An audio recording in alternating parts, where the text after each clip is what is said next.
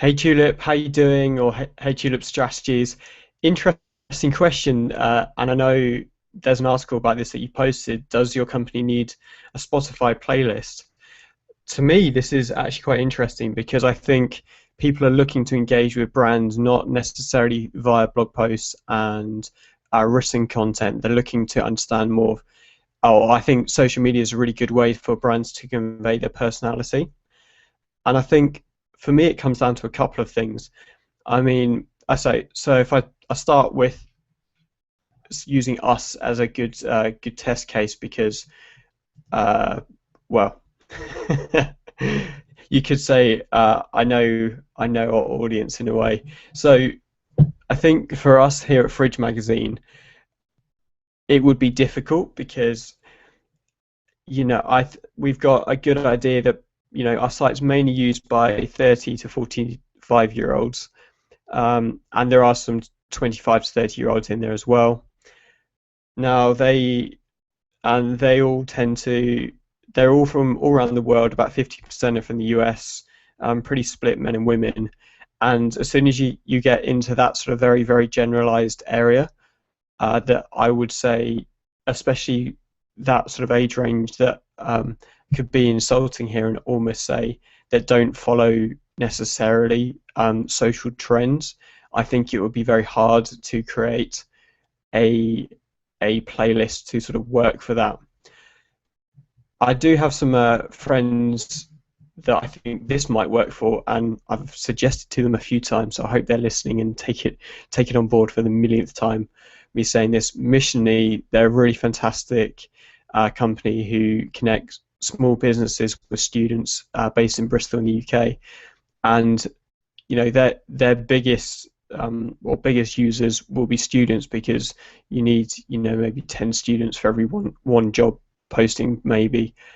Now I think for them, because they have a very niche market of really between 18 and probably 22, 23, um, and those students will tend to um, follow certain trends.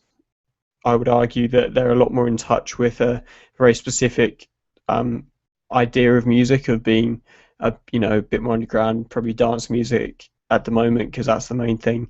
So I think um, I've suggested to them before, maybe uh, either have something like tune of the day at 9 o'clock in the morning and post it at 9 o'clock every morning, Monday to Friday maybe, that I think would be a really good halfway house. Even for other companies, that might be a really good halfway house.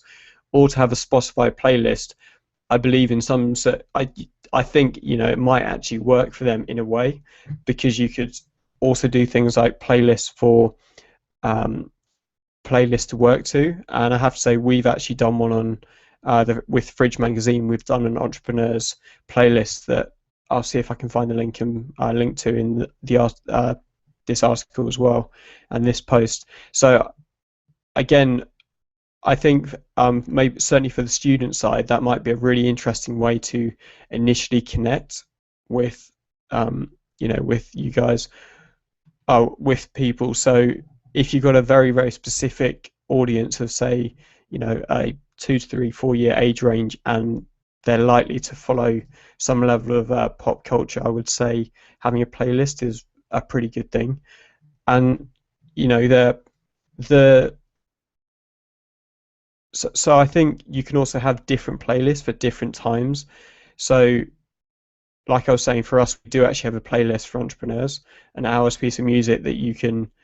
It's supposed to be evening working, based on the fact that all entrepreneurs do the odd late night every so often.